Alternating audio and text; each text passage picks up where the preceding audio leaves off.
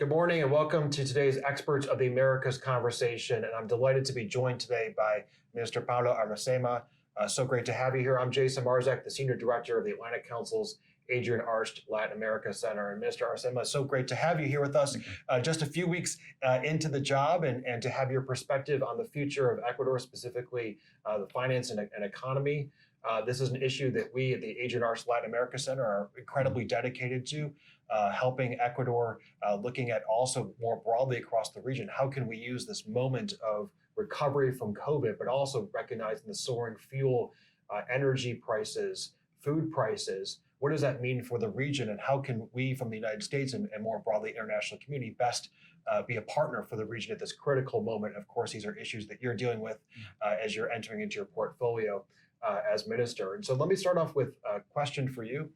You've been on the job for only a few weeks now. You were formerly the governor of Guayas. You also have a long history of working with the Chamber of Commerce and other distinctions and economic issues. As you enter the job, what is your perspective on where Ecuador's economy is going? And what are some of the key issues that you're seeking to resolve in the immediate term as Minister of Economy and Finance? Right. Thanks for the invitation, Jason. I would say that we have a commitment with the fiscal discipline and to also have social investment. So the fiscal discipline cannot jeopardize the social investment. That's in the heart of our economic program for the reactivation of the economy. And that's the vision of our president, Mr. Guillermo Lasso.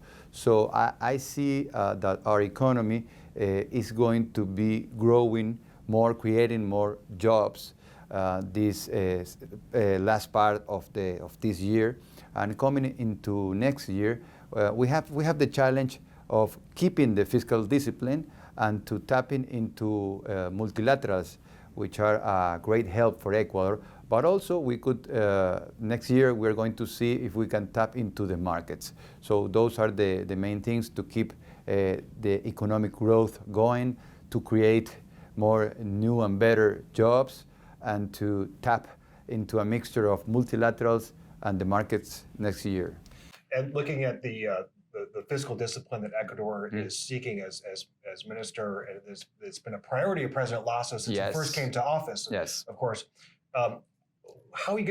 What's your strategy to strike that balance between the subsidies that were recently announced as a response to the protests, alongside the fiscal discipline that's been so pivotal to the president from the get-go? Yeah, so the main thing is that we say that fiscal discipline is not something that we did, but it's something that we do every day. That's the main thing for us. And the commitment to the program with the IMF, because that's in the best interest of the Ecuadorian people. And then the balance with the social investment is because people need to feel that the savings, that the sacrifice that we're doing on the fiscal side has the benefit that they're getting health, education, money transfer. So we have a challenge not only to do that, that alone is difficult, but also the challenge of the communication, to be very clear and explain in a simple fashion why we are doing what we are doing, why it's so important the fiscal discipline in order to have room to have the resources for the social investment. And of course, Ecuador is confronting the challenges of the protests, but also the global challenges. And I was mentioning in the outset, largely a result of Russia's invasion of Ukraine. Yeah.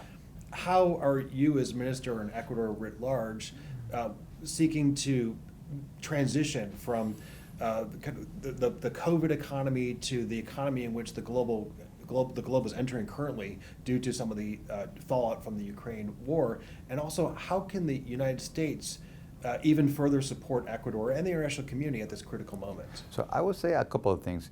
One could be a FTA, free trade agreement, or something in the lines of that. It doesn't have to be exactly that. That's what we want. That's the first best. But anything in the lines of a trade agreement, maybe increasingly something that gives us the opportunity to send more goods and services to U.S. and to have more goods and services from the U.S. That will help create jobs in Ecuador. That will help, to strengthen the purchasing power here in the U.S. and to fight inflation here, because you will get products cheaper. So that could be one thing. And the other thing is to keep in mind that Ecuador is a beacon of freedom in the region, and in order to keep that beacon shining light, we need all the help that we can get and the flexibility, because we are very thankful for the work that we are doing together with our partners, multilaterals, but it's very important to know that Ecuador needs all the flexibility that we can get in order to keep growing. And let's start on that flexibility. So, of course, Ecuador and the IMF have a long-standing program. New challenges to the Ecuador economy, but also, of course, the regional and global economy. What additional kind of flexibility might you be looking for from multilaterals, including the IMF, given the situation in which the world is in? So to be clear, I would say that we are fully committed to the fulfillment of the program, and we are going to do it.